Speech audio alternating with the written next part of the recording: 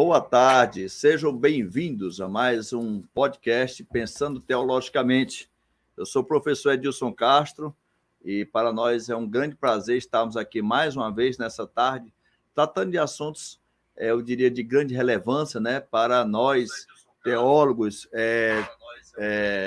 estudantes, né, e comunidade em geral. E hoje nós vamos estar aqui com um tema bastante interessante, né? Nós vamos estar falando sobre a história da guerra da Ucrânia, né? E o seu olhar teológico e o seu olhar de historiador do professor Hermano Campos, que está aqui conosco. Mas, antes de tudo, professores Hermano, professor Onésio, que daqui a pouco vou estar apresentando aqui nossos convidados, eu costumo iniciar com oração. Eu não faço nada sem oração. Então, nós vamos estar orando agora. Você que está em casa, que está nos acompanhando aí, curva a tua cabeça, fecha os teus olhos e vamos orar. Deus, meu Pai, Todo-Poderoso, a Ti seja dado toda a honra e toda a glória. Glorificado e exaltado seja Teu santo nome. Muito obrigado, Jesus. Obrigado, Deus, por essa oportunidade que Tu nos concede. Obrigado, Deus, por esse momento, ó Pai, que Tu nos abençoa de estarmos aqui, ó Pai, tratando de vários assuntos, ó Pai, conforme a Tua vontade. Vem, Senhor, com Teu olhar de misericórdia sobre a nossa vida. Dai-nos sabedoria, Pai, que tudo que seja feito aqui seja feito para a honra e a glória do Teu santo nome. Assim, Deus, eu agradeço, em nome de Jesus. Amém e amém. Bem, pensando teologicamente, hoje traz esse grande tema, guerra na Ucrânia, um olhar histórico e teológico. E eu tenho aqui hoje dois, hoje nós estamos aqui com um podcast, hoje agora aqui não é a Santa Trindade, né? Mas são três aqui que estamos aqui, graças a Deus. E estamos aqui com nosso professor mestre, Hermano Campos, ele que é professor mestre na área de história, teólogo também, né? Tem várias especializações. E o nosso também professor, teólogo, filósofo, né?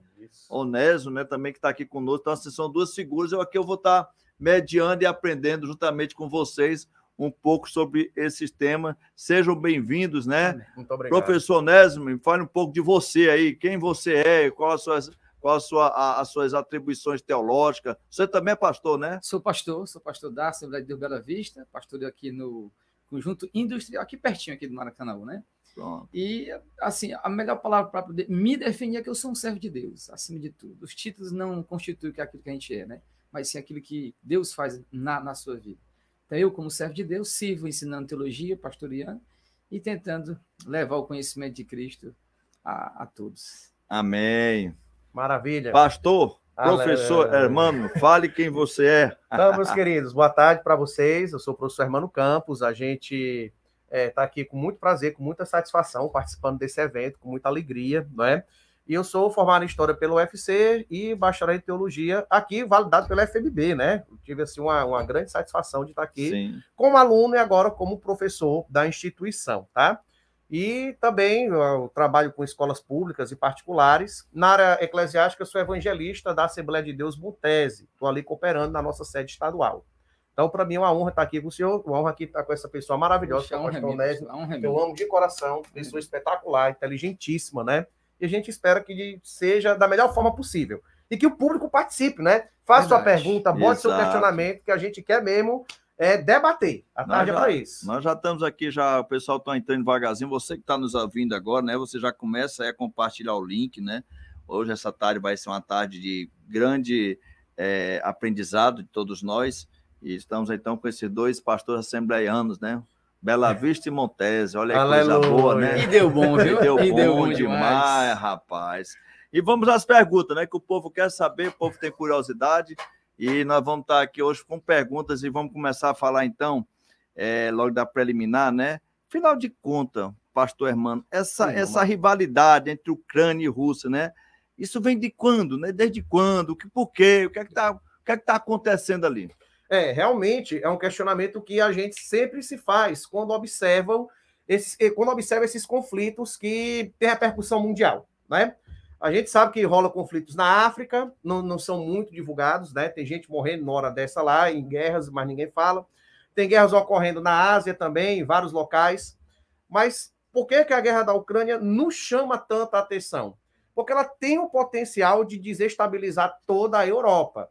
E aí a gente sabe, querendo ou não, por mais que a gente tenha uma visão crítica da história, é que a Europa é, de fato, um dos eixos do mundo. Então, economicamente, culturalmente, aquilo que acontece na Europa repercute em todo o planeta, né? E aí, a gente pode remontar essa rivalidade, imagino eu, que aí, desse conflito atual, a 2014. Pertinho. Exatamente. Desse conflito atual, a gente remonta a 2014. Tem aquela história que muita gente comenta, que Ucrânia e Rússia eram a mesma nação por vários e vários séculos, e agora... O mesmo povo, né? Era o mesmo povo, justamente, e que só agora, recentemente, se separaram, por conta da dissolução da União Soviética, no início dos anos 90, né? 1991. Isso, muito bem. E aí, por conta disso, é que ali foi criado do nada a Ucrânia. Mas não é muito correto falar isso. Se nós pensarmos, por exemplo, a Argentina e o Uruguai, pensando aqui na América do Sul, eles também são muito parecidos, também falam a mesma língua, até a bandeira é parecida, mas são dois povos diferentes. Argentinos são argentinos, uruguaios são uruguaios, não é? Então, a gente dizer que Ucrânia e Rússia é uma coisa só, porque eles têm um passado histórico aí comum, é um erro muito grave. Porque, na verdade, são duas nações distintas, são dois povos distintos, com duas tradições distintas. Bom, em 2014, o que é que acabou acontecendo? Existia um presidente que foi eleito, eu acredito, não me lembro muito bem a data, acho que o ano, acho que foi em 2010, e esse presidente, ele era pró-Rússia. E aí ele se envolveu em vários escândalos de corrupção, e isso é comum na política, não é uma coisa que tem só lá na Ucrânia, né? Mas aqui no Brasil tem isso, não. Graças a Deus estamos isentos, né? Maravilha. Pelo amor de Deus. Isso mesmo. Vai me assustar. Isso mesmo, só coisa que só acontece lá, não é? Então vamos falar de lá. É de lá. Então, realmente, esse presidente pró-Ucrânia, ou pró-Rússia, ele acabou se envolvendo nesses escândalos e tal, e aí a população, motivada pela União Europeia, motivada pelos Estados Unidos, aí muita gente debate o papel e o peso dos americanos, dos europeus, para ter essa rebelião popular que houve em 2014, que o pau quebrou, né? Foi uma confusão danada. Muitos dizem que foi um movimento, tipo assim, gerado pelos americanos e europeus. Eu discordo. Eu penso que eles, tipo assim, deram um incentivo financeiro, deram um incentivo moral, fizeram a propaganda, mas o movimento foi do povo ucraniano. É um movimento legítimo do povo ucraniano de não querer um presidente daquela maneira. Agora, lógico que os europeus e americanos gostaram da ideia e encamparam a causa também, deram um apoio, né? Bom, com tudo isso, o presidente foi derrubado, fugiu para a Rússia, e eles elegeram um novo presidente, né? E aí, o presidente atual, eleito pelo povo, que era um humorista, né? A vida dele é uma grande ironia, Volodymyr Zelensky, acho que é assim que fala o nome dele. Ele era humorista que, nas peças de humor, ele imitava o presidente. E aí a coincidência acabou, a brincadeira se tornou real. Então, essa figura, né, muita gente dizia assim que ele era só um babão dos Estados Unidos, era só um puxa-saco da Europa, e ele realmente namorou com a OTAN, né? Eu acho que aí muitos analistas observam nisso o erro mais grave do Zelensky, teria sido o quê? Acreditar que era possível fazer uma aliança com a OTAN vizinho à Rússia. Então aí foi um grande problema, né? A gente tem que lembrar que a Rússia tem mais de 2.000 quilômetros de fronteira com a Ucrânia. E os russos, eles são muito reticentes com isso, eles são muito desconfiados, né, dessa ideia de botar a OTAN coladinha ali deles, né? Já tem os países bálticos que fazem fronteira, e eles não queriam de maneira nenhuma. E aí, no mesmo ano, invadiram a Crimeia, tomaram ela, é uma península, né, que pertenceu por muitos anos à Rússia, e as regiões lá do chamado Donbás. Donbás é a bacia do rio Don, lá no leste europeu. Então, eles tomaram algumas regiões e ficaram nessa pendência. Por quê? Eles sabem que um país que tem conflito territorial não pode entrar para a OTAN. Então, ele travou. Aquele velho ditado interior, amarra o burro na orelha do dono. Uhum. Então, foram isso que os russos fizeram. Eles invadiram as regiões, mantiveram estado de guerra e, com isso, a Ucrânia não pôde entrar. Então, o conflito vem, a origem, digamos assim, a raiz vem desse problema que se desenrola de 2014 para cá, e desde sempre a OTAN reafirmando que pode admitir a Ucrânia, que pode colocar, e o Zelensky acreditou e foi na onda mesmo, ele achou que realmente podia dar certo essa entrada. O regime de governo da Ucrânia e da Rússia são os mesmos? Boa pergunta. É assim, tecnicamente sim. Os dois são... Porque a gente parece que a Ucrânia é um pouco mais democrática, um pouco mais aberta, né? Nesse sentido. Aparentemente, né? Tem essa... Isso, a gente tem essa impressão. Porque, como eu digo, existe essa ideia que muitos pintam, muitos analistas, que eles são só pau mandado dos Estados Unidos e da União Europeia. Eu discordo, eu acredito que ele tem um apoio popular, sim. Eu acredito que o povo defende ele, que o povo o vê como líder, ainda mais agora nessa guerra. Então, a gente pode dizer que existe uma democracia um pouco mais genuína ali na Ucrânia. Já na Rússia, o pessoal criou um termo para o governo deles. Tecnicamente é parlamentarista, mas o povo chama de tandemcracia. Tandem é aquela bicicleta que duas pessoas andam. Já viu aquela bicicletinha que tem duas celas, né? Então, ele fez uma dobradinha com o Dmitry Medvedev. Era um amigão dele e tal, da infância. E aí, no mandato, o Medvedev governava e o Putin era primeiro-ministro. Aí, no outro mandato, aí invertia. Só a alternância, né? Isso, justamente. Esse modelo é muito parecido lá com o pessoal da Europa. Graças a Deus, aqui no Brasil, essas alternâncias não existem. Né? Em 61, assim, tentaram meter um parlamentarismo, mas não deu, não. Não funcionou, não, né? O antigo governante, ele era ligado à administração do Putin. Isso, justamente. É muito curioso, porque... O Putin é como se fosse um vice dele, né? No caso do Medvedev, sim. Né? Sim. Então, é porque lá existe o presidente e o primeiro-ministro. Então, é justamente isso. Um ficar primeiro-ministro, outro como presidente, e aí ficava nessa troca, e está até hoje. Então, por conta São mais de 10 anos, né? Vamos lá, ele assumiu em 2001, puto. Aí, Hermano, deixa eu fazer uma 21 anos, aqui, né? que eu acho que aí ela abre já um espectro para a gente poder ver os motivos, o que é que permite hoje, dentro do cenário global, uma ação dessa do Putin, e muita gente ainda fica dividida. Como eu vi alguns comentários bem positivos a favor do Putin, e outros bem negativos. Então, o que é que hoje, dentro do espectro político e geopolítico, e o que é que permite o Putin tomar uma atitude dessa e ele não ser, tá certo, visto só como vilão? Tem gente ainda que segue vendo que é algo bom para a Ucrânia. Muito bem, é muito interessante. Eu acho que isso é muito ligado à ideia de que aquela revolução ou queda de governo que houve em 2014 foi algo exclusivamente manipulado pelo Ocidente. Então, tem a ideia, e aí é um problema, aí já entra até na teoria da história, de que muitos analistas entendem que a história é feita por conspirações. Então, existe uma conspiração global de pessoas diabólicas e que são identificadas com o Ocidente, com os valores ocidentais, com os Estados Unidos, com a União Europeia, que esse pessoal não quer deixar que os outros povos tenham sua autodeterminação. Interessante isso, né? Aí eles têm essa ideia, a ideia de que a história é uma conspiração. Por exemplo, no caso da esquerda em geral, né? Existe a ideia de que há um complô do capitalismo para destruir o planeta, ou para subjugar bilhões e bilhões uma situação de miséria e de fome, e eles vão se refestelar no dinheiro. Então, nessa visão, a Rússia é vista por alguns analistas como alguém que enfrenta, alguém que peita esse imperialismo americano. Né? Isso, que enfrenta o sistema. Ora, se a invasão, se a Revolução de 2014 foi uma mera manipulação do Ocidente malvadão contra um governo eleito, e a Rússia quer desfazer isso, então a Rússia está desfazendo o complô diabólico do Ocidente. Então, por isso que ele tem tanto apoio. E é curioso, porque ele tem apoio tanto à esquerda, tem muita gente de esquerda que apoia, inclusive teve os caras que foram para a embaixada russa e ficaram lá fazendo atos de comemoração.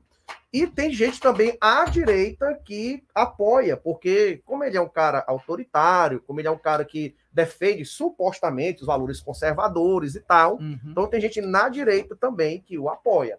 Então ele tem essa base, né? Ele tem esse apoio de muita gente que vê essa história como conspiração. E aí o ponto que agora a coisa é hermanística aqui, tá? Quem eu concordar, fica à vontade. Eu já não vejo assim. Eu vejo o papel do indivíduo e da circunstância particular. Eu sigo mais ou menos a interpretação também, mestre. Viu? Pois é, meu amado. Eu vejo dessa maneira, que tudo bem, você pode dizer que os Estados Unidos estão por trás, estão dando dinheiro, mandando arma. Então, ninguém vai mentir e dizer que não é. Que os americanos saem ganhando com isso que desgasta a Rússia. Estão ganhando porque desgasta a Rússia. Mas isso não exclui o papel do povo ucraniano, que está com a sua autodeterminação. Ele está ali tentando defender. Não diz o nosso hino nacional, verás que um filho teu não foge à luta? Né? E o povo ucraniano não tá fugindo. Então, a individualidade deles, eles estão lutando pelas suas famílias, pelas suas esposas, pelos seus filhos, pela sua vida. É digno, é altamente, é um direito fundamental. Justamente, direito à vida, à liberdade e à propriedade. Então, não existe, claro que pode até existir alguma conspiração, mas a gente tem que analisar a história da perspectiva dos indivíduos que estão lá participando. E né? é bem, só para fechar, pode ficar à vontade. Que é bem interessante, que aquele que conspira acusa o outro também de conspiração, né? Aí, uma das coisas... São narrativas, cada um traz a sua própria narrativa para o seu bem favor. Corroborando, né? muito com o que o Hermano falou sobre a questão do indivíduo, né? Há uma possibilidade, por exemplo, que o Putin esteja apenas tentando uma hegemonia, tentando retornar aquilo que foi o czarismo, né? A Rússia dominante. É claro, então, que quem está de fora vai dizer, não, ninguém quer ser dominado, quer ter a nossa identidade preservada, a nossa vida protegida e a nossa liberdade florescendo. Então, é absolutamente legítimo que haja essa defesa por parte do ucraniano, se é isso que o Putin está fazendo. O professor falou uma coisa interessante, me chamou a atenção, quando o senhor pegou e falou sobre a Rússia não estar gostando, não ter aquele princípio, o movimento da Ucrânia vindo a se afiliar-se à OTAN. Isso. O que é que a Rússia teme tanto quando se fala OTAN? O que pensa a Rússia sobre a OTAN? Excelente. Bom, a OTAN, na verdade, é uma coisa bem curiosa. Quando terminou a Segunda Guerra Mundial, em 1945, a gente sabe que teve 3 frentes de invasão. Uma pelos russos, que vinham do leste para o oeste, vinham invadindo e tentando retomar os territórios deles. E invadir a Alemanha. E do sul, tinha os Estados Unidos com os britânicos e outros aliados, e teve uma terceira entrada também pela Normandia, pela França, que também eram os Estados Unidos aliados. Bom, todo mundo, então, derrotou ali, não é? O Hitler e tal, o Hitler perdeu, ok. Porém, em 1945, os soviéticos tinham cerca de 5 vezes mais tropas, tanques e aviões do que os aliados ocidentais. Existia um medo do Stalin simplesmente dizer assim, bora tomar o resto. Já chegamos em Berlim, vamos logo tomar o resto da Alemanha, vamos tomar a França. Vamos prosseguir. E se fala que existe um plano, ele tinha um plano para fazer isso, não é? E viável, né? Exatamente, de certa maneira viável, porque tinha muitas tropas, muito mais do que os outros aliados. O que é que o teria impedido? A rasgalata dos americanos. A bomba atômica, né? Aí dizem, né, que o Truman chegou no pezinho do ouvido do Estado e disse, nós temos uma rasgalata aí que é das boas, viu? Se estourar é para pouco de gente para todo lado. Ele, que bom, que legal, mas se lascou de medo ali, o Stalin, né? Ali por volta de maio, junho de 45. Então, o que teria impedido ele? Então, os países da Europa viram o seguinte, nós somos muito mais fracos que a União Soviética e a gente só vai ganhar se unindo. E é muito engraçado, porque a Europa, nos últimos 500 anos, vivia se matando entre si. Era guerra sobre guerra, P sobre P, até guerras religiosas, né, que a gente viu. Isso, não foi? É verdade. Então, houve guerra de todo jeito. Mas, depois desse acontecido, eles disseram, ou a gente se une, ou a Rússia, a União Soviética, quebra a gente. Aí foi criada em 49 a Organização Tratado Atlântico Norte, a OTAN, que uniu alguns países, e eles têm o famoso artigo 5º. O ataque a um membro é um ataque a todos os membros. Então, eles vão contribuindo com dinheiro, com armas. Para se fortificar. Exatamente. E evitar uma invasão, uma agressão soviética, não é? E os Estados Unidos são, digamos, o sócio majoritário da OTAN. Os Estados Unidos sozinhos respondem por 60%, 70% de tudo que é usado na OTAN, em termos de equipamentos e tudo mais. Inclusive o Trump, né? O tão criticado Trump, o tão odiado Trump, ele... o que a União Europeia está fazendo agora é exatamente o que ele tinha falado. Eu não sou trumpista, tá? Deixando muito claro, você, telespectador, não sou apoiador de Trump, mas nesse particular ele não estava errado, né? Ele realmente chamou a atenção da Europa e disse, a qualquer momento a Rússia mete o espeto na gente. E se meter o espeto com esse investimentozinho fajuto que vocês dão na OTAN, não vai dar para defender. E agora você vê a Europa se rearmando, você vê os caras, parece que acordaram para a realidade, não é? Um pouco tarde, né? Um pouco tarde, justamente. Ainda há tempo, mas um pouco tarde. Igual eu quando cheguei aqui, né? Chegou a tempo. Isso, exatamente. Chegou a tempo, né? Então é o problema. É por isso que a OTAN era tipo assim, ela é feita para peitar um avanço russo. E os russos, eles levam a coisa ao contrário. Eles entendem que a OTAN é feita para atingir eles. Eu já tenho aqui algumas perguntas. Vamos começar aqui para mandar aqui um abraço aqui ao pessoal aqui, né? A Clarine Moura também está aqui conosco, Wanderson Gonçalves, Renata Santos, né? E a Renata já tem uma pergunta aqui, o que faz aqui o professor Hermano. Professor Hermano, o que o professor pensa sobre a OTAN não ter acabado após o fim da Guerra Fria? Porra, pergunta boa. Cumprimentar ela, cumprimentar a minha irmã e também, a Clarine, que está acompanhando. Tá. Prazer, abraço para o Daniel. Bom, realmente é uma questão muito curiosa, porque aí é o desdobramento daquela história que eu vinha contando. Bom, então se a ideia era peitar um avanço soviético, beleza, mas acabou a União Soviética. Inclusive, os soviéticos criaram a sua versão da OTAN, o Pacto de Varsóvia. Isso, justamente. Né? Que ele uniu vários países do leste europeu, Hungria, Polônia, Tchecoslováquia. Era como se fosse uma anti-OTAN. Quando acabou a União Soviética, acabou a OTAN. Desfez. Acabou o Pacto de Varsóvia. Sumiu. Uhum. Mas os Estados Unidos mantiveram a OTAN. E aí que fica para nós assim, o questionamento. Por que os Estados Unidos fizeram isso? Bom, a gente não tem uma resposta exata. Mas a resposta mais provável é a seguinte: os Estados Unidos previam que um dia a Rússia seria uma ameaça novamente. Isso mesmo. Era mais ou menos assim. E eu acho que é o Neil Ferguson, que é um historiador premiado, e teve até que foi entrevistado até pelo Roda Viva recente, ele tem falado que desde a Guerra Fria acabou, entre aspas, mas continua com essa Guerra Fria de informações. E o Trump já previa que essa jogada de informação por trás já ia dar nisso. Né? A estratégia militar e a articulação do Putin era para que toda a informação coletada desde a criação da OTAN, ele recebe essa informação, né, desde a criação da OTAN, e vão ali, paulatinamente vai crescendo tudo, e aí chega no que dá hoje, né? A possibilidade, a viabilidade de tomar todo aquele território. A Guerra Fria acabou por um ponto, mas ela continua em outro sentido, né? Isso, justamente. Aí pensando um pouco agora como teologia, vamos pensar agora um pouco a teologia aqui, né, desse assunto aí, né? Isso. Como é o papel como é que fica o papel do cristianismo nesta região? Como é que está isso aí? Pois é, esse é um ponto realmente muito interessante, porque a prática da fé cristã no leste europeu é bastante peculiar. Até quando eu dou aula de história da igreja, eu brinco muito com isso. Eu digo, vocês sabem como é a Santa Ceia dos ortodoxos, geralmente? Eles nem usam hóstia, que nem os católicos, e nem usam pão e vinho, que nem os evangélicos. Eles molham o pão no vinho e servem numa colherzinha na boca de cada fiel. É uma coisa assim curiosíssima. A mesma colher na boca de cada fiel. Exatamente. Vai pegando bota na boca todo mundo. Isso. O problema agora é pós-Covid, como é que vai ser? Como é que vai ser, né? Então as igrejas evangélicas que fazem isso também, né? Eles dão um único cálice para todo mundo. Acho que a Tabernáculo da Fé faz isso também.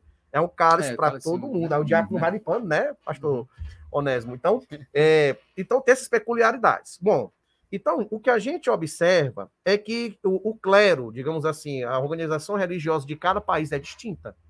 O que é bem interessante, porque, assim, diferentemente da Igreja Católica Romana, que ela é monolítica, é um bloco, e diferentemente de nós protestantes, que brigamos demais e por tudo nos separamos, né?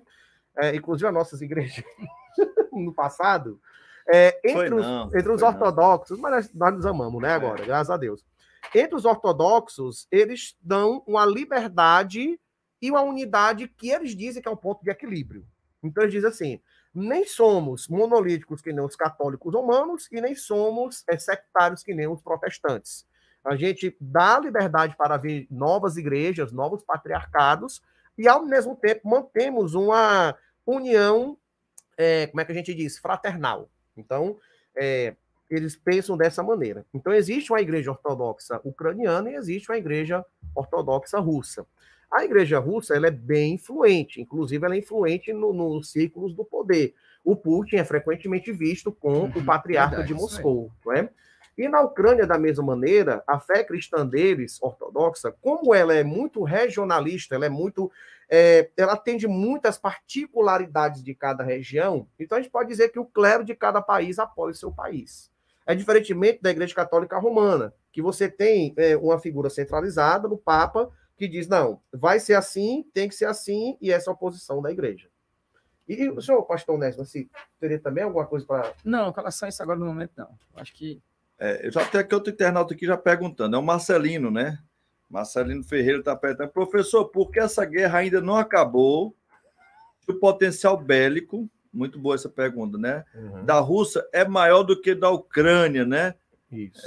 Ele quer saber por que, já que a Rússia é tão poderosa assim, por que não consegue conquistar a Ucrânia? E nós já vamos já chegamos aí a mais de 40 dias. 40 dias que nós estamos aí Isso. Presenciando cada vez uma notícia pior que a outra, né?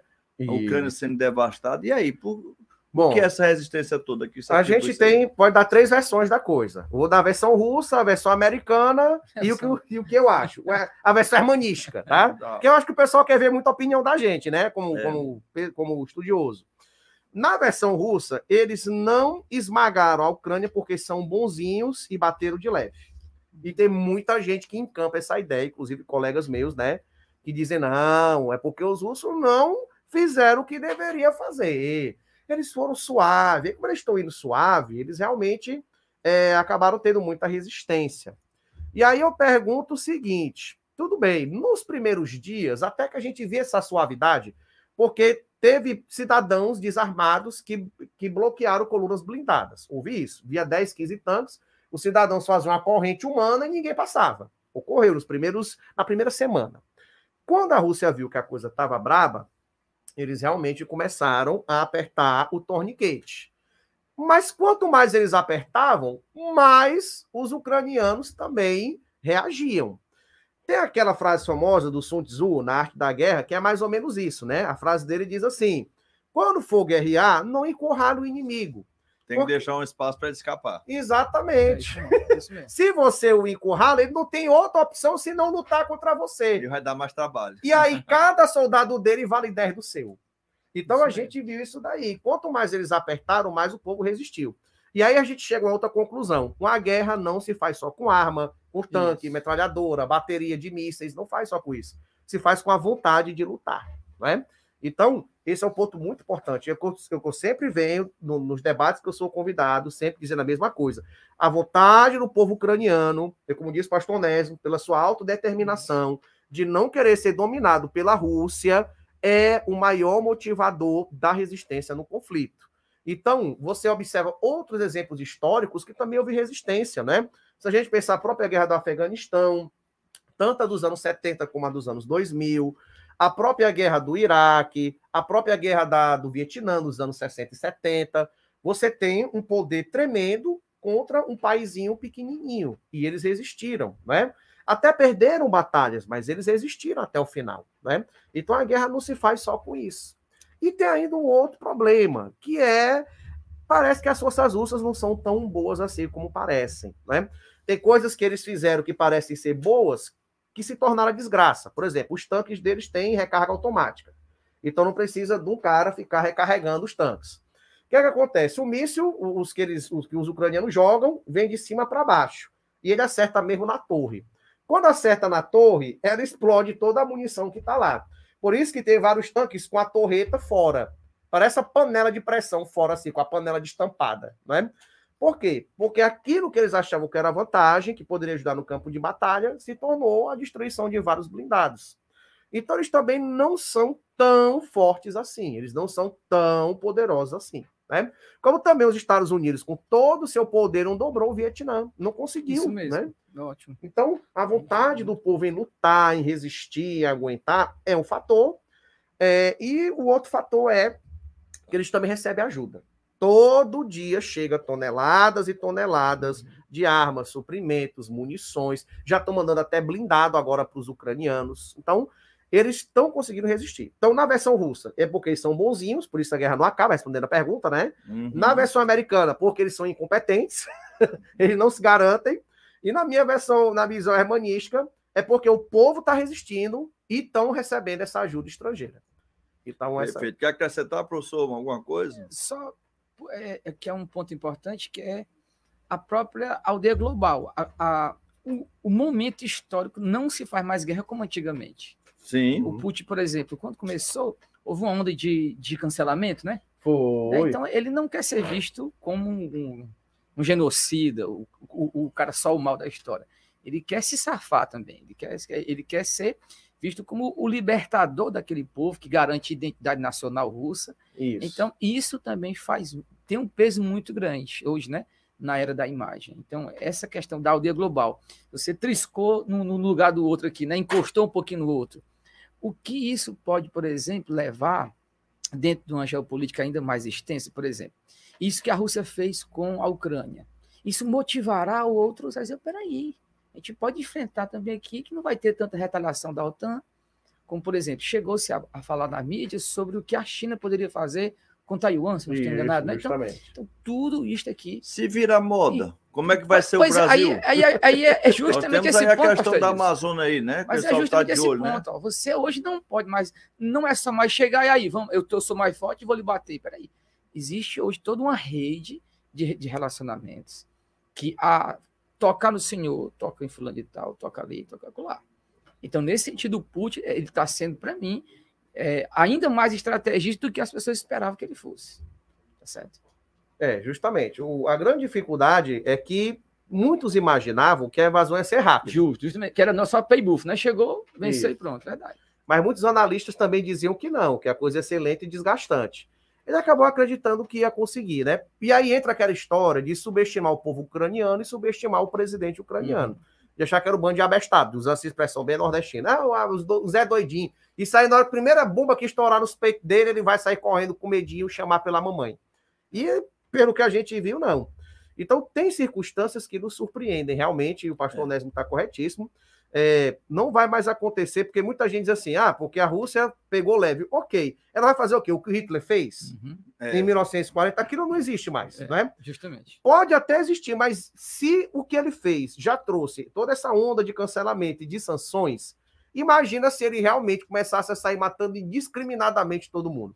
Tem até daí as denúncias das valas comuns, né? Tá encontrando muita gente morta, com as mãos amarradas e tal. Eu já ia perguntar sobre isso, né? A questão das tropas ucranianas, muitas vezes, algumas matérias, alguma coisa, fala que são os novos neonazistas, né?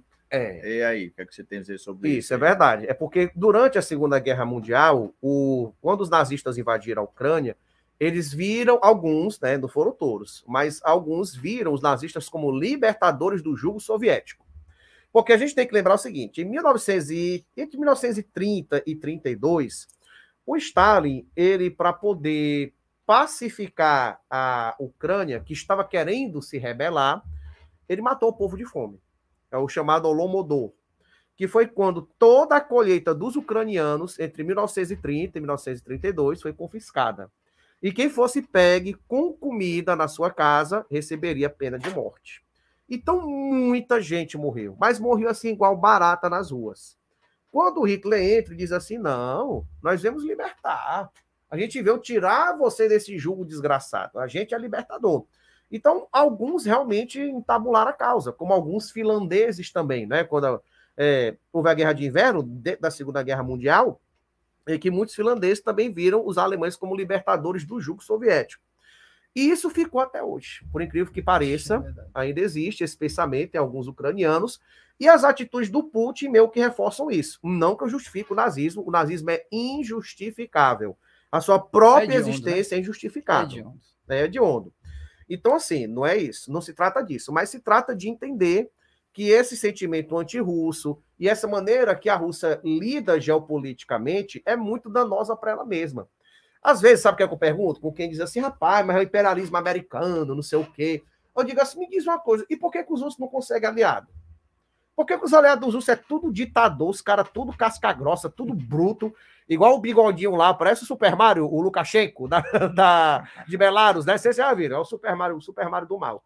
Aí, ele só consegue esse tipo de aliado, para usar a expressão do nosso nordestino, só consegue aliado carniça. Só pega os carniças, né? Só pega os carniças. Por que ele não consegue aliado numa democracia séria? E por que os Estados Unidos conseguem? Porque não tem lógica. A lógica é simples. Os Estados Unidos conseguem ganhar mais aliados porque eles conseguem cantar melhor. Eles conseguem passar o discurso. Irmão, é tudo mentira, é fajuto. Não importa. O que importa é que os americanos conseguem fazer alianças muito melhor do que os russos. E acabou. Porque os americanos sabotam a aliança dos russos. Os russos também sabotam dos americanos, mano. Não tem bonzinho e malzinho, não. Tem os caras todos com interesse. Estão atrás dos seus próprios interesses. Né? Isso mesmo. O Wanderson Gonçalves, né? Um abraço aqui ao nosso querido Wanderson Gonçalves. Ele faz uma pergunta aqui, ligando já para a parte da teologia. Qual a cosmovisão teológica sobre a guerra da Ucrânia? Digo, como analisar todo esse confronto sob um prisma essencialmente teológico, né?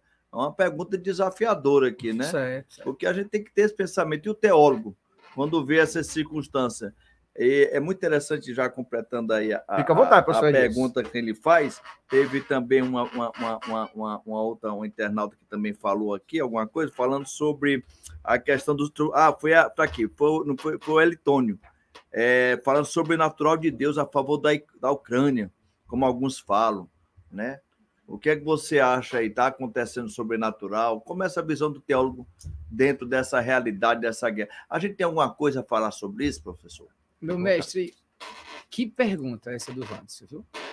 Porque aqui ela permite que nós nos assentemos numa base muito firme, que são duas, no caso, né? A soberania de Deus sobre as nações. No livro de Isaías, seja em Jeremias e outros dos profetas, você vai ver Deus trazendo uma nação de fora para julgar Israel. Livro de Abacuque, ele pergunta por que isso acontece, e o Senhor, porque você não faz nada, e Deus mostra, eu trago uma nação de fora para julgar Israel, e depois vou trazer a Babilônia para julgar essa nação que julgou Israel. Depois eu vou julgar a Babilônia. Deus dispõe de todas as nações, a soberania divina, a maneira como Deus escolhe trabalhar, e isso tem que ser descanso para nós. Para quê? Para que nós não caiamos num alarmismo paralisante, façamos prognósticos que vão afetar a maneira com que nós vamos viver agora a nossa fé. E, pelo contrário, tenhamos uma confiança de que, ainda que essas guerras, né, ou apesar delas, o Senhor continua reinando. Essa é a cosmovisão de um cristão que considera aquilo que a Bíblia diz. A convicção, né, e a confiança plena de que, ainda ou apesar dessas guerras, o Senhor está reinando e tudo vai contribuir para o bem daqueles que amam a Deus. Então, nesse sentido, a cosmovisão cristã é a única que pode dar sentido a isso. Sem a cosmovisão cristã, o homem fica à beira da insanidade, porque como é que ele acaba com uma guerra dessa? E se isso chegar em mim, né, como o senhor falou agora aí, e se chegar aqui na Amazônia? Então, se não é a soberania de Deus que nos preserva da loucura e que nos mantém na sanidade mesmo correta, não tem outra coisa. Perfeito. Eu também quero ouvir a opinião do professor Hermano, mas eu queria dar uma pausazinha, que agora nós vamos começar a entrar em intervalo também, né? Afinal de contas, o nosso programa também agora vai começar a ser transmitido pela TV Metrópole, né? Então, pausazinha do intervalo aí. Já a gente volta, né? Já a gente volta. Maravilha.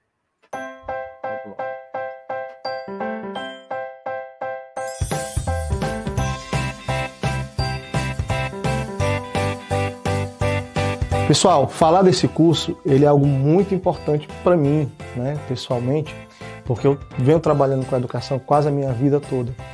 E trabalhar com educação, trabalhar com pedagogia e com todas as particularidades que a pedagogia traz, ele é muito importante para a construção de uma sociedade igualitária, de uma sociedade justa.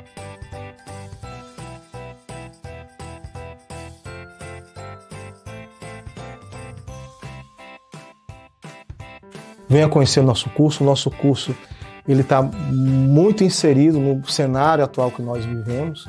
Nós preparamos os nossos alunos do curso de pedagogia tanto para ter uma boa base científica do que é a ciência da educação, certo?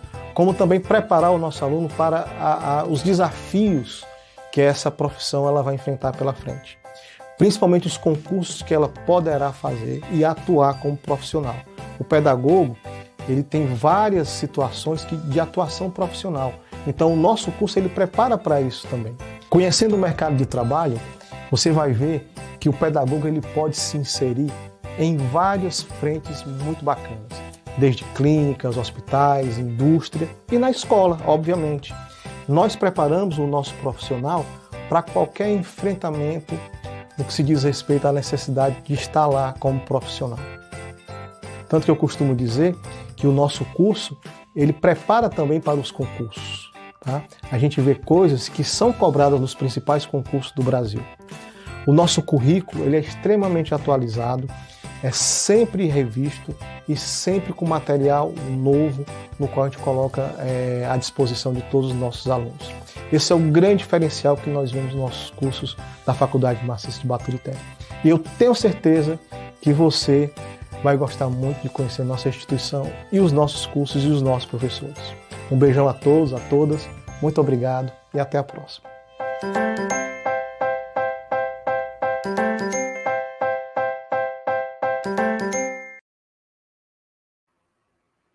Então, voltamos agora, né, Pensando Teologicamente, hoje falando sobre a guerra da Ucrânia, né? E o pensamento, a visão histórica e teológica aqui com o nosso convidado, pastor Hermano e pastor Onésio, professores, mestres, e é uma satisfação estar aqui. E a gente fez essa pergunta, vindo do internato, sobre a questão da cosmovisão. Pastor Onésio já fez aqui sua contribuição. Professor Hermano, o que é que você me diz aí? Como é que a gente pode olhar essa cosmovisão, né, cristã dentro desse cenário? Complementando o que o nosso amado pastor Onésimo falou, eu vou fazer não é uma paráfrase, não, acho que é uma citação mesmo. Acautelai-vos que ninguém vos engane, né?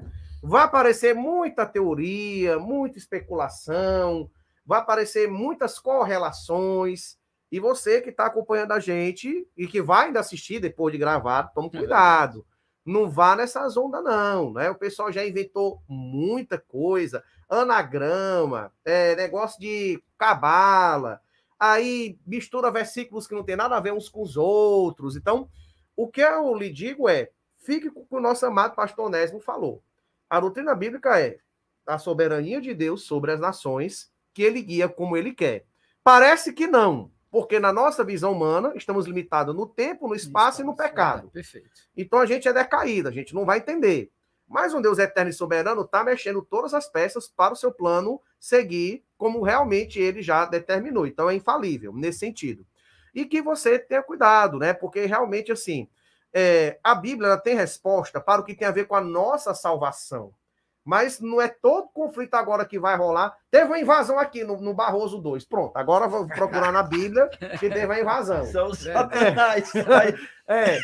Não, porque o cara tem um 666 na tatuagem. Ó, besta fera. A gente não pode cair nesse tipo de pensamento, de besteira, porque se torna uma coisa até especulativa de pessoas que não têm um conhecimento bíblico aprofundado, que realmente não têm um conhecimento teológico correto e ficam sendo levados por esse tipo de conversa. Então, tome cuidado com isso. O pessoal fala que o Putin é o anticristo. Justamente. Essa doutrina do anticristo é interessantíssima. Porque todo tempo aparece um, né? Toda época levanta-se. E agora é o Putin, né? E também o Macron, né? Também, ele parece também tem relações a isso. Muita gente, ó. Se eu puxar aqui na minha listinha, eu acho que papas já foram considerados anticristos. Inclusive o Papa São Francisco. Francisco também agora. O Papa era o anticristo, né? Justamente. O iluminismo. Tem gente que diz que o anticristo é uma instituição, é uma ideia, uma filosofia. Essa filosofia hedonista, secularista, que é o anticristo. A gente disseram que o Estado é o anticristo, que o Hitler é o anticristo, que os Estados Unidos é o anticristo, que a China é o anticristo. Então, é melhor a gente esperar as coisas acontecerem do que se antecipar e ficar fazendo o juízo de valor. Que é bem complicado. Biblicamente, a busca de certeza, ela às vezes não é motivada realmente pelo desejo de saber, e sim pela força da incredulidade. Como é que Deus faz com Abraão? Sai da tua terra e vai para uma terra que eu vou te mostrar. Por que ele é o pai da fé? Porque ele aceita o projeto de Deus mesmo sem saber onde é. Esta é a fé que Deus espera de nós. Não a certeza de como será o fim, mas a certeza de que ele me chamou e ele sabe para onde eu estou indo. Pronto. Esse se lançar que é esse fim fica para quem não crê, né? Deixa a gente que a gente vai para a glória, pronto, acabou-se, né? Deixa o povo aí pensar. E aí, falando dessa especulação, a gente também vê agora no livro de Ezequiel, ali lá no capítulo 37, 38, que vai falar lá sobre as nações, né? Que vão estar ali também em conflito. Ele cita, né? Gog e Magog, tem uma palavra chamada Hust dentro desse versículo, né? E aí as pessoas atribuem, né, que esse acontecimento aí é um acontecimento profético colocado ali por Ezequiel, né? E que é isso.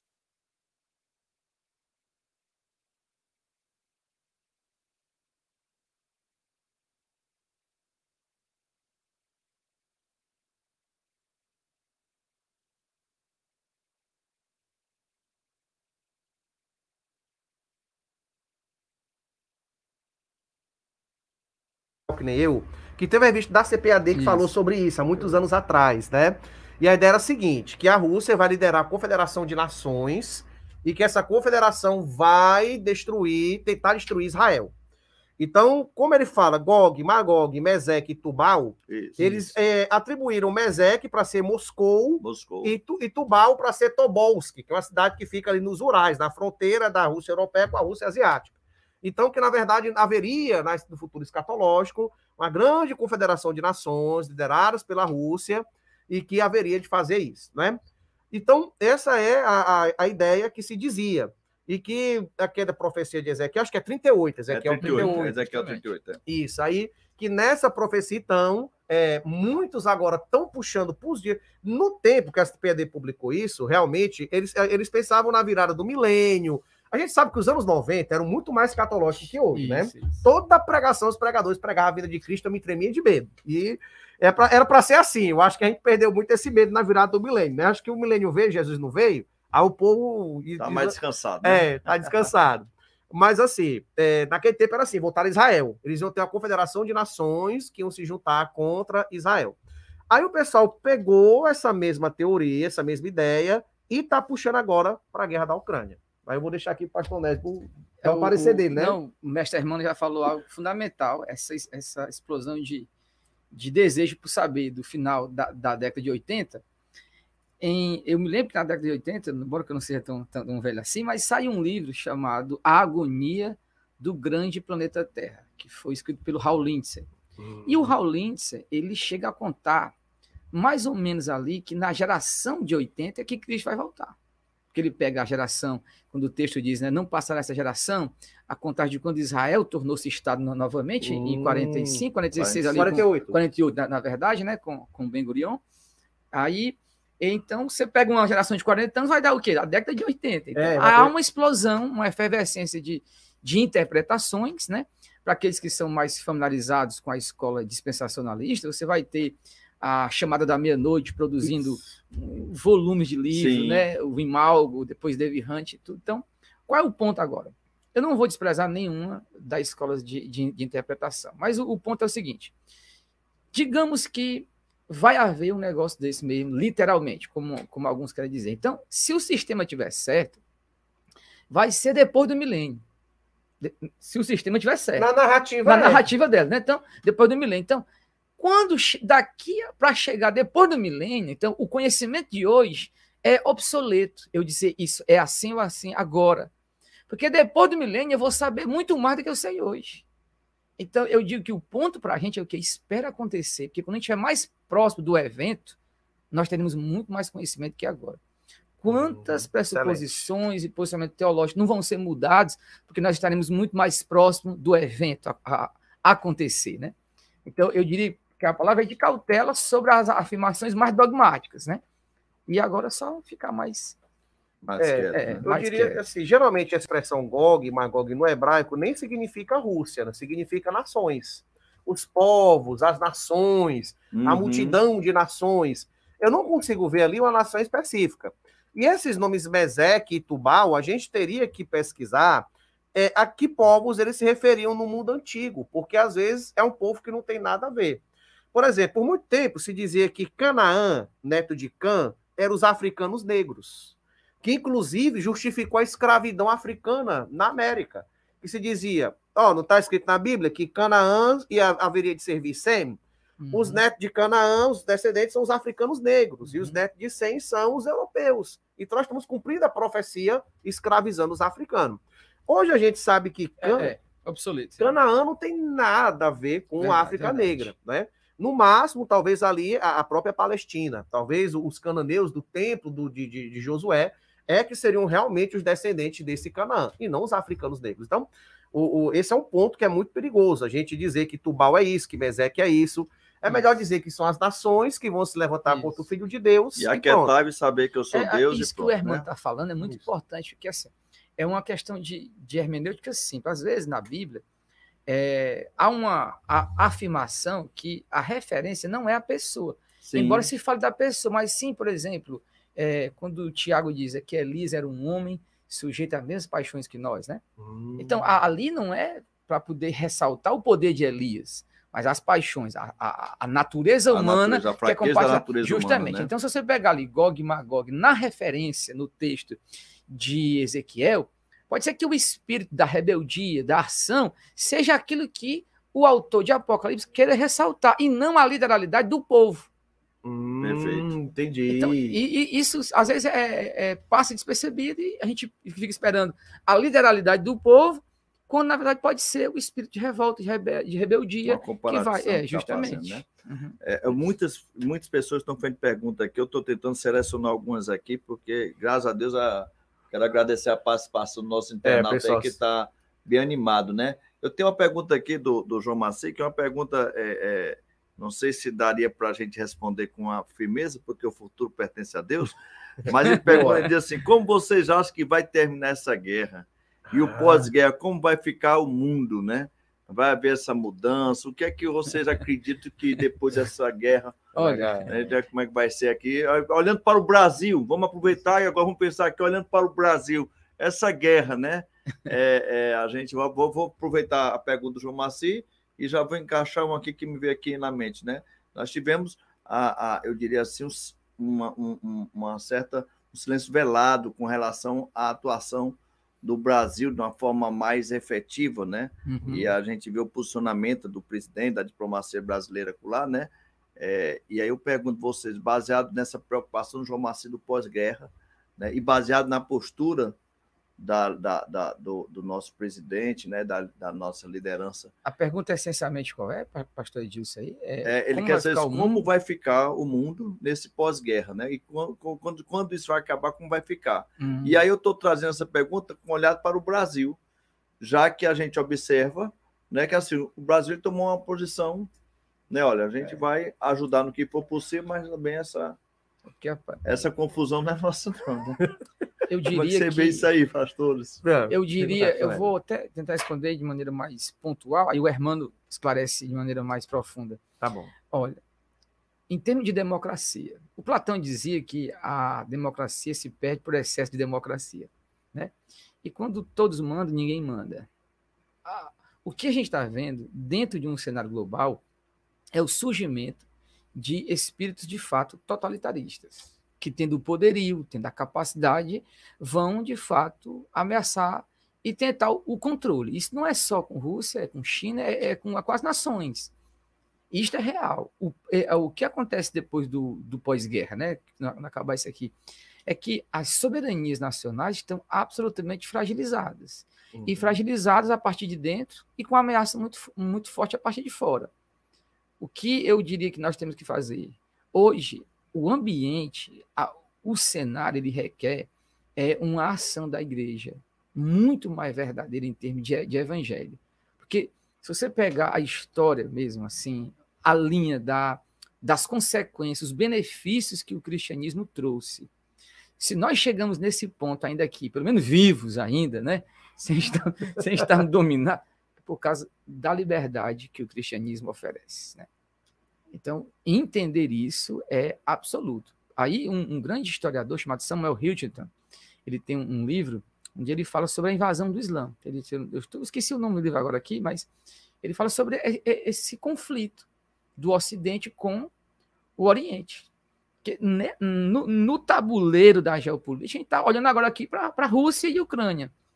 Mas o que pode estar acontecendo no Irã, em todo o califado que aparecer? O que ainda é desastroso, provavelmente ainda está para poder acontecer. Porque as democracias, a soberania das nações estão muito, mas muito fragilizadas. É um cenário muito fácil para tiranos aparecerem e tentarem governar. E o Brasil poderia ser uma vítima, então, dessa tirania? Isso. Porque no Brasil, nós só vemos a busca pelo poder e o deslumbre do poder. Essa é a minha análise. Poder pelo poder, isso, né? Por exemplo, você vê um presidente, ele gosta do Palácio da Alvorada, ele gosta do prazer, da argumentação, do conchavo. Aquilo ali. Pronto. O Brasil é só estética, é só imagem. Não há uma busca do bem comum. Todos aqueles que fizeram um bem era dando com uma mão e tirando com outra. Certo? Nunca houve aquele estadista que, de fato, fez algo pelo Brasil em termos de soberania de nação, de desenvolvimento do povo, pelo povo. Não, aí ainda está para acontecer esse momento aí. Tivemos homens bons, claro, Nem tudo foi ruim, mas é porque Deus, na sua soberania, sempre dispôs também de bondade, porque ele faz chover, né? Sobre todos. Sobre todos. Aleluia. Excelente, que análise, né? Olha, Muito feliz mano. pela análise, fantástica. Eu vou pensar mais no sentido militar da guerra em si, né? Vamos pensar 3 cenários aí. Vamos pensar no cenário A, que os ucranianos consigam expulsar os russos de toda a Ucrânia. É um cenário, digamos, otimista, né? Nesse cenário otimista, a Rússia vai se prejudicar grandemente, ela vai ter muitas dificuldades de se reerguer financeiramente, de se reerguer economicamente. E a imagem do poderio vai estar totalmente afetada. O próprio afetada. Putin também vai se abalar nas bases. A tendência até é que ele caia, ou que ele, porque tem várias maneiras de cair, né? Ele pode cair, por exemplo, sei lá, sumir, ou ele pode realmente não querer se candidatar, ou ele se candidatar, perdeu a eleição e não conseguir derrubar no tapetão. Então, vai haver uma fragilização muito grande da Rússia nesse sentido, nesse cenário, digamos, no otimista, tá? E aí, de certa maneira, é o cenário que alguns estão apostando. Já havia analistas dizendo isso, né? Que é altamente provável, porque os russos realmente eles estão vendo que dentro da sua própria nação já estão surgindo movimentos separatistas, já estão surgindo ideias, projetos de rebelião. Então, aquela confusão que eles iniciaram na Ucrânia pode estourar dentro da própria Rússia. A gente tem que lembrar que a Rússia é a maior federação do mundo, né? São 85 entes federados. O Brasil tem 27, os Estados Unidos tem 50, os caras têm 85.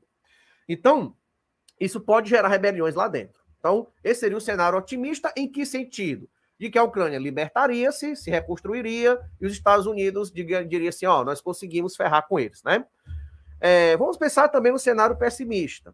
No cenário pessimista, pode acontecer dos russos manterem todo o leste da Ucrânia nas suas mãos e aquele corredor entre o leste da Ucrânia e a Crimeia, e ainda ameaçando até Odessa e tirar o acesso da Ucrânia ao mar.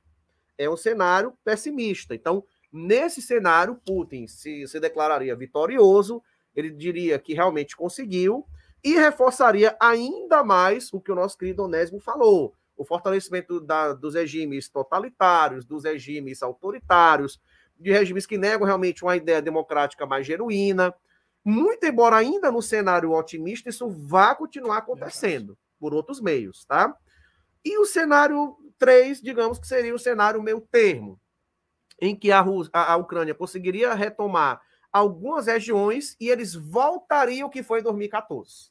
Então, haveria, digamos assim, um playback ali, voltaria para trás, obviamente, né? Eu estou pegando as manias do povo interior. Voltar para trás, subir para cima, pleonasmo. Então, eles voltariam ao status de 2014, com aquelas mesmas divisões, né? Os russos tomando a Crimeia e os pedacinhos lá do Extremo Oriente.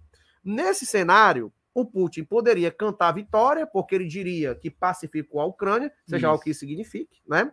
E os Estados Unidos também poderiam dizer que foi interessante, porque, de qualquer maneira, mostrou para os russos que eles não fazem o que eles querem. E que os russos vão pensar 2 ou 3 vezes antes de querer invadir Finlândia, antes de querer invadir Suécia, antes de querer invadir países bálticos. Então, a gente teria esses 3 cenários. Qual é o ponto em comum deles? É que nos 3 cenários o povo ucraniano foi devastado e destruído. E isso é o que a gente lamenta profundamente, né? As perdas humanas foram terríveis. As perdas, às vezes eu fico pensando, né? Eu moro aqui no Passaré, perto do Estádio Castelão, e eu fico às vezes pensando, rapaz, já pensou se isso fosse aqui em Fortaleza? Já puxando aí para a questão do Brasil, que eu estava falando, isso, né?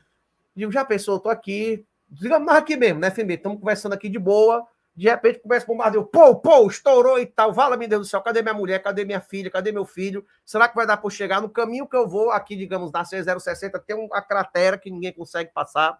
Imagina o que é que esse povo sofreu, né? Eu me lembro muito assim da Bárbara Tuchman, historiadora que me foi recomendada pelo doutor Rio Martinho. Seria muito interessante, talvez, um dia um bate-papo com ele, viu? Sim, o cara com certeza. Inclusive, amanhã nós vamos estar aqui com o professor Glauco. O Glauco Barreira? Barreira vai estar aqui amanhã conosco aqui no podcast interdisciplinar. Maravilha, maravilha. Não vai ser o pensando teologicamente, vai ser um interdisciplinar, vamos estar fazendo aqui. É um mundo interdisciplinar que a gente puxa muita coisa, né? Puxa outras coisas. E aí, pois é, ele me recomendou essa leitura, e a Bárbara Tuchman, ela bate justamente nisso, né? Dessa tecla de que temos que analisar a história a partir dos indivíduos e das circunstâncias que eles vivem.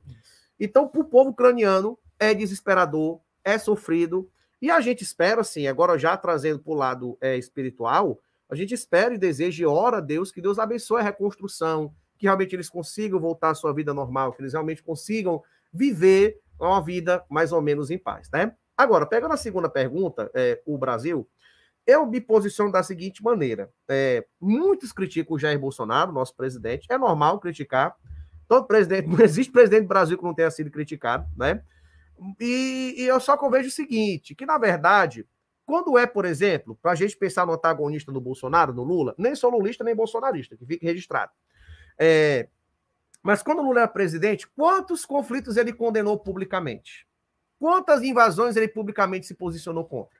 Eu não me lembro de nenhuma, entendeu? Aí você diz assim, mano, onde é que tu quer chegar? Eu quero chegar no fato de que os presidentes brasileiros, geralmente, eles evitam se meter em conflitos mundiais. Perfeito. Em conflitos que têm um potencial mundial, nem Bolsonaro, nem o Lula, nem o Fernando Henrique Cardoso, lá nos anos 90, teve a guerra da Chechênia, teve a guerra do Kosovo, você não viu o Fernando Henrique se posicionar contra nada. Então, é uma praxe de vários presidentes brasileiros. E por que eles fazem isso? Porque eles querem ganhar dos dois lados. Então, ele quer continuar mantendo boas relações com a Rússia, porque isso vai gerar dinheiro, e boas relações com os inimigos da Rússia, que também vai gerar dinheiro, né? Então, no caso brasileiro é assim. Só que tem um detalhe curioso que muita gente talvez passe percebido. Nas votações da ONU, o Brasil sempre tem votado contra a Rússia. Então, é bem curioso isso. Formalmente, o presidente não diz nada, mas, por outro lado, nas votações... ele sempre tem votado em resoluções contra a Rússia, inclusive a favor de sanções e tudo mais, não é? Só teve uma votação que o Brasil se absteve, que foi de excluir a Rússia, ou foi da ONU, ou foi de algum órgão filiado à ONU. Aí o Brasil se absteve e achou melhor não excluir a Rússia. Mas as votações que penalizavam o Putin, que penalizavam a Rússia, a diplomacia brasileira sempre votou a favor disso. Então, a posição ambígua que o Brasil vai manter enquanto o conflito durar. Isso foi na Segunda Guerra Mundial, né? Quem não lembra do Getúlio, né? O Getúlio foi do mesmo jeito, era um ditadorzão, brabo, né? O nosso... Aguentou até onde pôde, né? Ele aguentou. Brasil. Cozinhando galo. O velho cozinhado galo. Né? Mandou Olga Benário lá para a Alemanha nazista, e ao mesmo tempo também conversava com o Roosevelt, aquela coisa toda, até que chegou o ponto que o Roosevelt, ele botou o pé no pescoço. Tem que dizer do qual lado tu vai ficar. E como é que diz lá na Bíblia? Tu é dos nossos ou dos nossos inimigos? Aí foi quando o Getúlio disse, vamos lá, mas eu quero algo em troca. Eu também não vou dar apoio brasileiro assim de qualquer maneira, não. E aí foi quando ele construiu a CSN, tiveram vários projetos e tal. Foi até o tempo que a Disney veio ao Brasil, criou-se o Zé Carioca, teve os filmes da Carmen Miranda, então... Eles buscaram, conhecimento cultural, viu? É política da boa vizinhança e tal. Então, é possível, assim, que o Brasil, após essa guerra, tenha muita dificuldade de conseguir os recursos que conseguia da Rússia e da Ucrânia, que é principalmente trigo e fertilizantes. Por outro lado, o Brasil pode se virar com isso. Por exemplo, o Brasil tinha várias fábricas de fertilizantes e foram desativadas, né? Porque viu que era mais barato comprar dos russos do que ter o próprio. Depois de todo esse conflito, o Brasil pensa assim, cara, é melhor eu comprar dos outros, fazer o meu ou as duas coisas? É melhor as duas coisas. Então é melhor manter uma produção própria de fertilizante, aqui pequenininha, que possa ser escalonada e ao mesmo tempo comprar de quem é mais barato. Do mesmo jeito, o petróleo. O Brasil está vendo que tem que aumentar o refino. O Brasil é o 5º maior, ou é o 8º maior produtor de petróleo do mundo. Mas é um petróleo cru, cheio de parafina. E aí o Brasil tem que melhorar o quê? O refino. Produz muito, mas tem que mandar para fora para refinar. E compra o produto refinado. É um negócio doido do Brasil, rei, né? Então, só no Brasil mesmo. Então, exatamente. Então, o Brasilzinho já está percebendo que, rapaz, nós temos que melhorar isso daí. Tem que aumentar as refinarias, tem que aumentar a capacidade de produção de combustíveis para que a gente não fique tão dependente dessas oscilações. A gente vê os States, por exemplo. Os States, eles têm uma reserva de petróleo. Eu não me lembro qual é a estimativa, não sei se é 300 milhões de barris, ou é 500 milhões de barris, que estão em cavernas de sal ali no sudoeste americano, no sudeste americano. Porque eles sabem que se o pau quebrar, usa reserva. O que é que o Brasil tem de reserva? Só Jeová. Aleluia. A reserva das reservas. Pronto. Verdade. Perfeito. Pensando teologicamente, a gente continua com a nossa programação. Um minutozinho para o intervalo aí e voltamos já, né, para nossos rebates finais aqui. Beleza.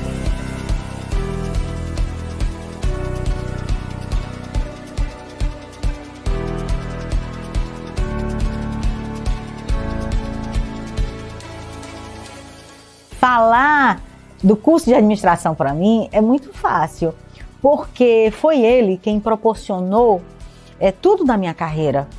Ou seja, é um curso que pode mudar a vida das pessoas. Esse curso de administração, você pode ser inserido no mercado de trabalho mais rápido. Por quê? Porque você aprende sobre gestão de pessoas, marketing, logística, financeiro, administração ambiental, hotelaria, que eu tanto amo, consultoria e dentre tantas outras possibilidades que o curso de administração dá. As empresas, sejam elas pequenas, médias, grandes, todas elas usam a administração, os princípios da administração, as ferramentas administrativas. Ou seja, quem domina a técnica, quem entende de administração, claro, com certeza vai ter mais possibilidades no mercado de trabalho. No curso de administração, você aprende desde cedo, logo no primeiro semestre, logo no início, você aprende a trabalhar o seu comportamento profissional, você consegue aprender o empreendedorismo, a logística, você aprende a usar ferramentas de gestão, de controles, todas as ferramentas que as empresas usam em suas gestões. Para você ser um profissional de sucesso, você vai precisar ser uma pessoa criativa, dinâmica, determinada e uma pessoa que consegue dar resultados, tanto para as empresas, para as organizações, como para você mesmo. Agora deixa eu improvisar um pouquinho. Produção, só um pouquinho, tá? Deixa eu improvisar. Gente, o mundo está passando por várias transformações e você precisa ser transformado pelo curso de administração. Então, vem para a FMB ser transformado, tá? Porque lá o seu sonho está ao seu alcance.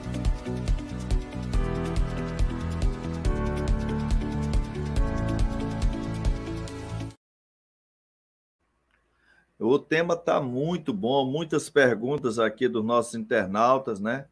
O negócio está ficando bom demais. Você que tem alguma pergunta, faça logo, porque nós já estamos indo para o finalmente, né? Mas deixa eu fazer aqui uma pergunta vindo aqui do internauta e eu vou. É o Joel Thiago.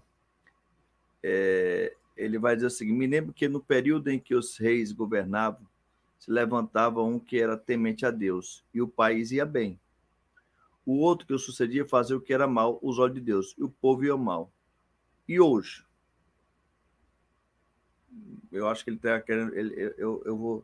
Vocês entenderam a pergunta dele? Vamos aqui tentar aqui novamente. Ele quer dizer assim, que se o governante hoje, ele for, no tempo bíblico, quando o governante era temente a Deus, ia bem, quando desobedecia a Deus, tudo ia mal. Esse princípio se aplica ainda hoje nas democracias? Aí seria assim, né? Eu diria o seguinte, que Deus, como o legislador moral sobre a sua criação, cada um deles vai prestar conta de suas ações, né? Mas, estritamente falando, não. Aquilo que a nação de Israel viveu foi estrito, né? Prescrito somente para eles. Agora, claro, o Código Moral que legisla sobre todos vão prestar conta. Porque hoje nós vivemos numa era de expansão, de proclamação do Evangelho, a persuasão através da pregação, o chamado à fé, a liberdade da pessoa de fato rejeitar ou não. É isso aqui que garante que essas nações podem agir dessa forma, é esta liberdade. A soberania de Deus resguarda o mundo deste caos pior do que a gente já está vivendo, mas no sentido da punição, do julgamento, só no trono branco. Porque aí sim, todo mundo vai prestar conta de suas ações. O grande ponto é que, retomando a discussão do pastor Onésimo, a gente pensa muito no Antigo Testamento, e é verdade, quando os reis temiam a Deus, e o reino era abençoado, Quando a gente adentra no Novo Testamento, existe no Novo Testamento a ideia de um reino cristão, de um governante cristão, Não. de um legislador cristão. Isso não existe no Não. Novo Testamento, é inexistente, né? Essa discussão, ela só veio a partir da cristianização do Império Romano. Justamente. Aí é que veio essa discussão de dizer assim, cara, e agora? Nós somos cristãos e estamos mandando em tudo. Agora quem governa é nós, quem manda é nós. Então, a gente tem que fazer como? Bom, eu diria o seguinte, se o reino é cristão, eu acredito que esse princípio valha. Como, por exemplo, no Brasil Império. O Brasil Império era o Império cristão. O cristianismo era a religião católico-romano, era a religião oficial do Império do Brasil. Só que mesmo eu dizendo isso, como diz o pastor Onésimo, eu estou sendo impreciso, porque não há nada no Novo Testamento que prescreva isso. Eu posso fazer uma analogia dos reis do Antigo Israel para, por exemplo, Dom Pedro I, Dom Pedro II, posso fazer essa analogia, essa aplicação, mas, biblicamente falando, não há nada no Novo Testamento que fale sobre isso. E não há nenhuma ideia sobre isso. O que existe é obediência aos reis, obediência aos governantes, naquilo que não contradiga a Bíblia. Mas não há ideia do que fazer se um cristão for governar, tá? Agora, pensando no Estado laico, no Estado que nós vivemos hoje, assim, é claro que muita gente faz essa crítica, que o Estado não é laico, que os religiosos tomaram o poder, tarará, tarará, mas na letra da lei, o Brasil é um Estado laico. Então, essa discussão já não se põe muito, né? Até porque tem muita gente aproveitadora, né? Tem muita gente que diz, basta botar um prefeito evangélico que a cidade vai prosperar. Basta botar um governador evangélico que o Estado vai prosperar. Não é verdade. Muito pelo contrário. Vários escândalos de governantes envolvem evangélicos, não só, mas vários envolvem. Então, a coisa não necessariamente tem a ver com a outra. No Estado laico, o que tem a ver mais é realmente a fidelidade à Constituição e aos princípios do Estado Democrático de Direito. Perfeito, é isso que vai valer mais. Independente da religião. Independente da religião. Eu acredito que a gente Perfeito. tem que ter essa concepção e não querer trazer, eu diria assim, o sentimento da perfeição em cima daquilo que você professa na sua fé. Nós temos muitas pessoas que muitas das vezes não são cristãos, mas têm comportamentos éticos e muito mais plausíveis do que várias pessoas que professam a sua fé, que andam com a Bíblia debaixo do braço, né? E que a gente vê aí vários governantes evangélicos, né? Que chegaram a alto nível da esfera de governo e foram estrategistas no ramo da corrupção. Isso né? mesmo, Que foram os caras que manipularam, né? A gente recorda aí até às vezes as orações da propina, né? É brincadeira, né, cara? É mesmo. Oração Absurdo, de né? propina. Absurdo, Se eu absurdo. agradeço por essa propina que eu recebi, misericórdia, Pelo né? amor de Deus. A gente tem que ter cuidado. Eu penso muito nessa questão desse relacionamento, dizer, não, vou votar no fulano porque o fulano é crente. Cara, isso não quer dizer nada, não.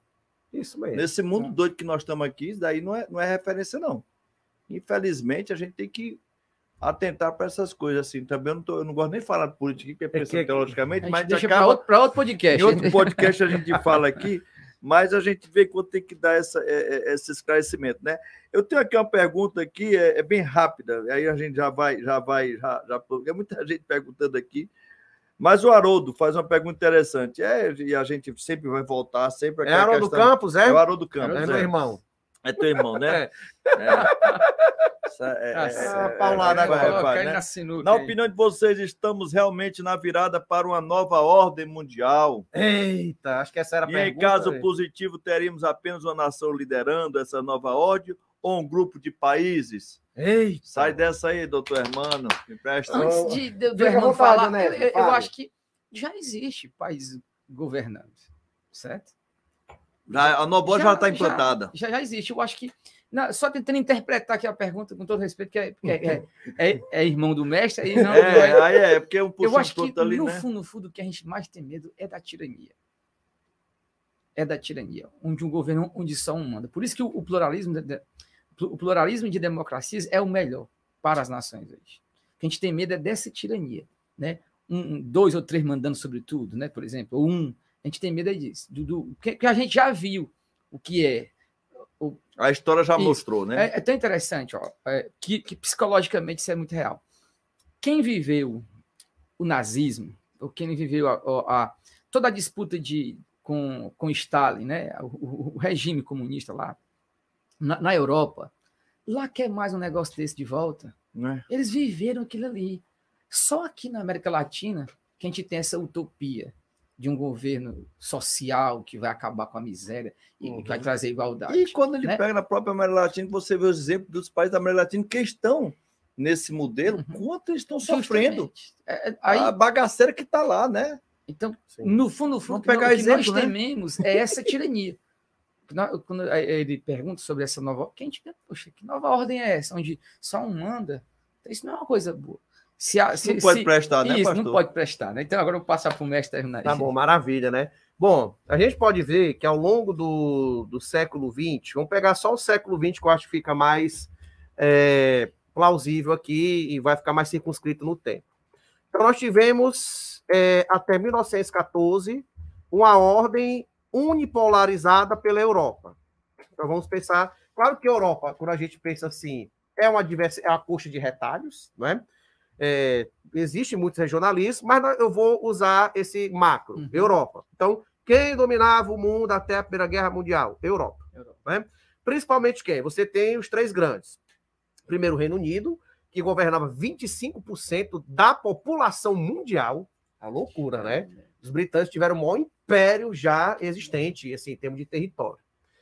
Aí você tinha, acompanhadinho deles, a França, que era a outra grande potência, que também dominava muita coisa, dominava metade da África, praticamente. E aí você tinha uma terceira potência querendo meter o bedelo, porque queria ser reconhecida como também uma potência mundial, a Alemanha. A Alemanha começou surrando a França na Guerra Franco-Prussiana. Para usar a expressão dos comediantes, chibata para 10, a França comeu sozinha. Né? Foi peia que deram. Coroaram o imperador dentro do Palácio de Versalhes, pertinho de Paris, o imperador alemão, o Wilhelm I. Então, você tinha ali uma ordem mundial, que era na mão dos europeus, dominada por britânicos e franceses. Quando os alemães quiseram espetar, aí desfez aquela ordem mundial. Foi a Primeira Guerra. Então, a Primeira Guerra foi justamente o momento que se redesenhou a ordem mundial do século XIX para a ordem mundial do século XX. E desde a Primeira Guerra Mundial surgiu a Revolução Russa. E na Revolução Russa nasceu a União Soviética, que vai ter um papel preponderante aí mais adiante. Né?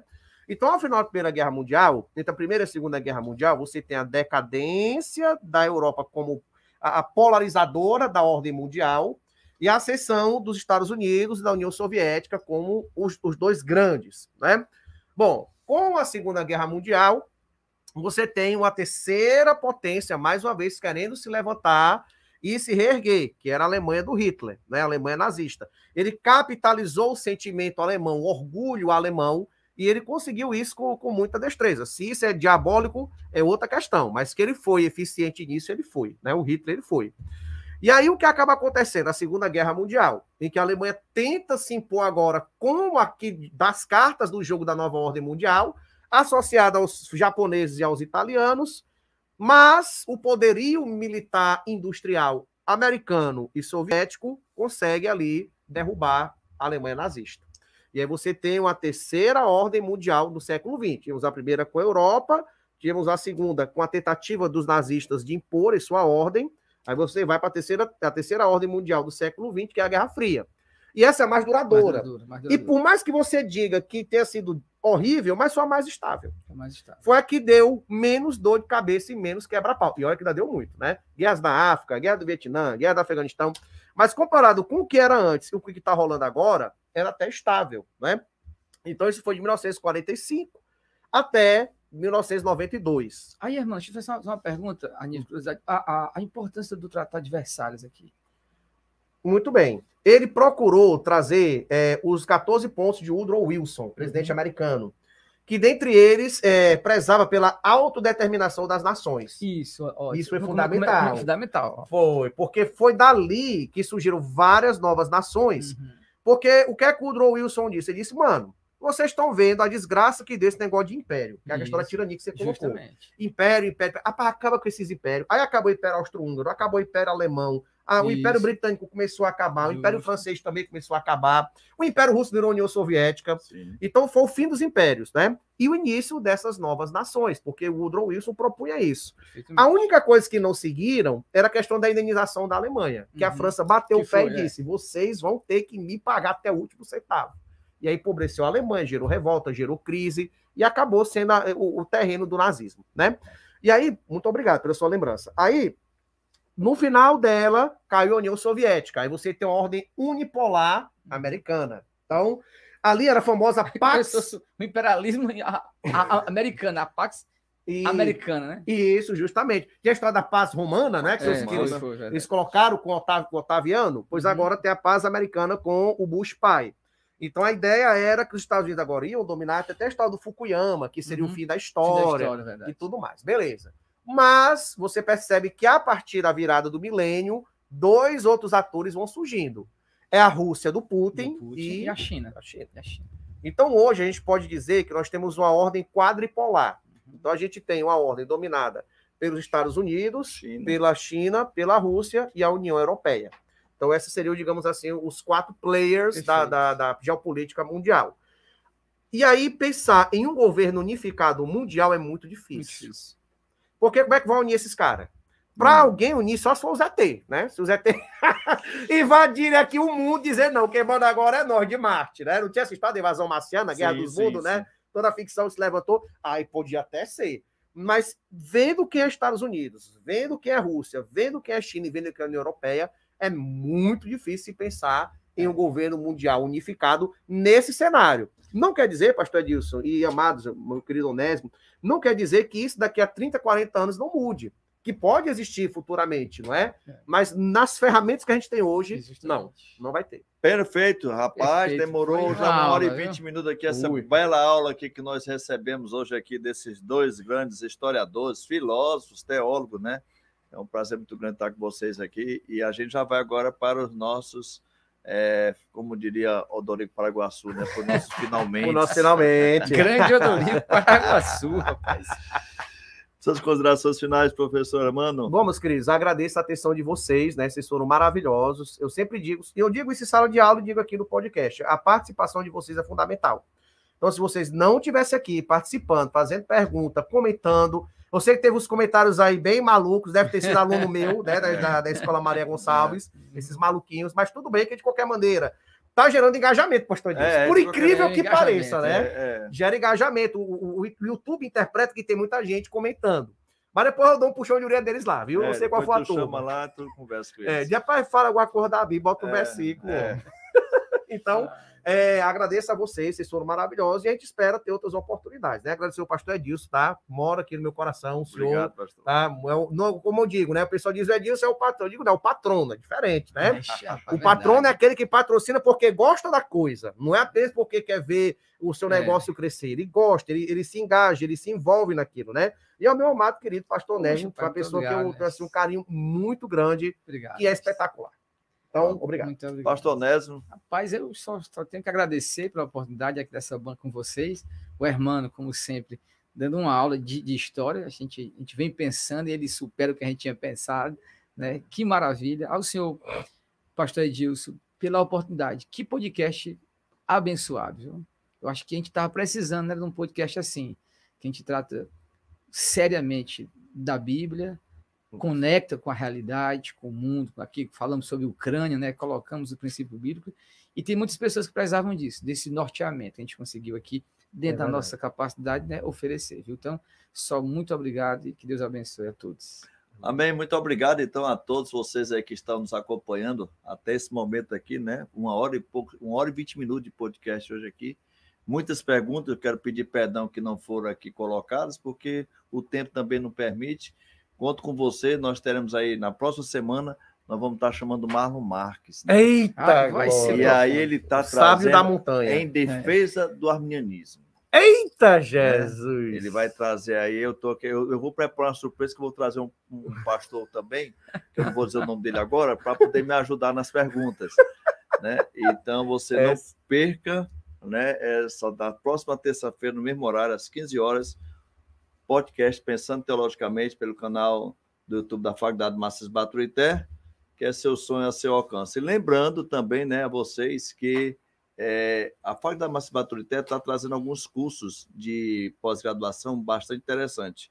Um deles, você aí que... Eu temos aqui 2 assembleianos, né? Nós estamos com um curso de pós-graduação em Teologia e História do Pentecostalismo com ênfase no arminianismo. Exato. Esse é um curso de pós-graduação fantástico. Inicia agora dia 23 de abril, já passando agora esse sábado no outro.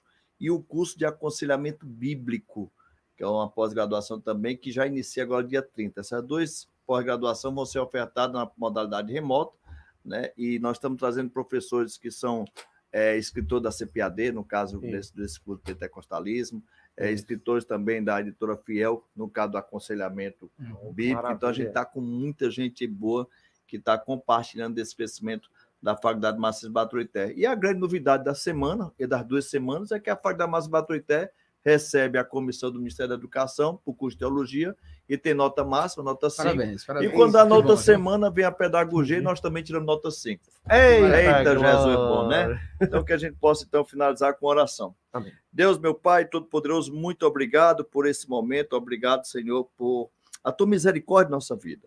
Nós sabemos de nossas limitações, nós sabemos, ó Pai, que todas as coisas, ó Pai, elas são colocadas e são permitidas por Ti, meu Pai.